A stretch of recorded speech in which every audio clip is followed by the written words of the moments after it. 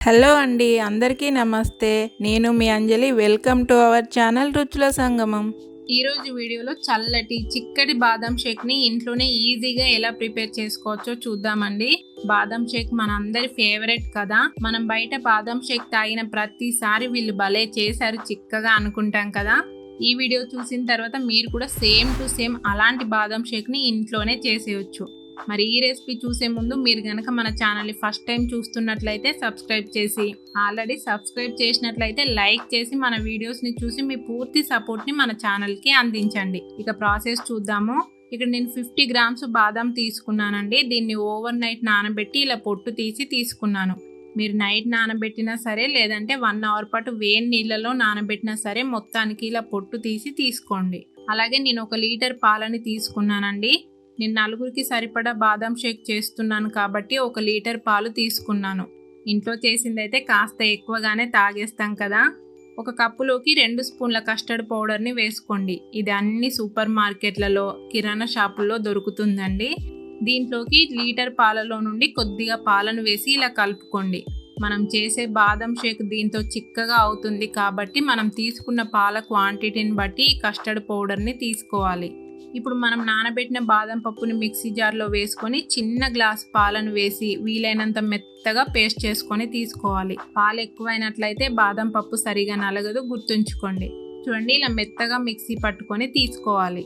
ఇక మిగిలిన పాలని మీడియం ఫ్లేమ్ మీద ఉంచి 2 పొంగులు వచ్చేంత వరకు మరిగించుకోవాలండి. చూడండి, ఇలా 2 పొంగులు వస్తున్నప్పుడు దీంట్లోకి మనం మిక్సీ పట్టి పెట్టుకున్న బాదం పేస్ట్ని యాడ్ చేసుకోవాలి. ఈ బాదం పేస్ట్ యాడ్ చేసిన తర్వాత ఇలా కంటిన్యూగా కలుపుకుంటూ మీడియం ఫ్లేమ్ మీద బాదం పేస్ట్ పచ్చి వాసన పోయేంత వరకు 4-5 నిమిషాల పాటు మరిగించుకోవాలండి. పొంగిపోకుండా జాగ్రత్తగా మరిగించుకోవాలి. 4-5 నిమిషాల తర్వాత దీంట్లోకి మనం కలిపి పెట్టుకున్న కస్టర్డ్ పౌడర్ని యాడ్ చేసుకోవాలి.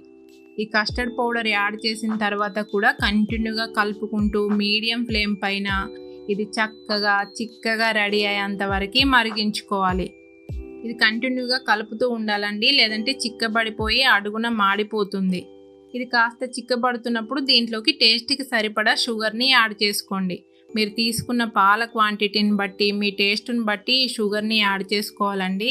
ఇక్కడ నేను 2-3 డ్రాప్స్ ఎల్లో ఫుడ్ కలర్ వేస్తున్నానండి. ఇది పూర్తిగా ఆప్షనల్. మీకు నచ్చితే వేసుకోవచ్చు, లేదంటే స్కిప్ చేసేయండి. వేస్తే మాత్రం కలర్ చాలా బాగుంటుంది.